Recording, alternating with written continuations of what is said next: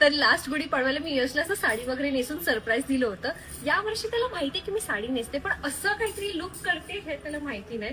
Specially हे बघूया त्याचं रिॲक्शन काय आहे. यश झाला रेडी? भारी दिसते रे. कशी दिसते माहितीये? महेशमती साम्राज्यम माझी बायको सर्वोत्तम. भाई सेम तशीच दिसते बघा. हे सगळं दिसतं आवलंय म्हणून तर बोलते महेशमती साम्राज्यम दिसते. एक नंबर. माझ्या इस्त्री झालेले आहेत, मी पण दिसणार तुझ्यासोबत बाहुबली. भाई मस्त लवकर रेडी हो, लवकर लवकर लवकर. महेशमती साम्राज्यम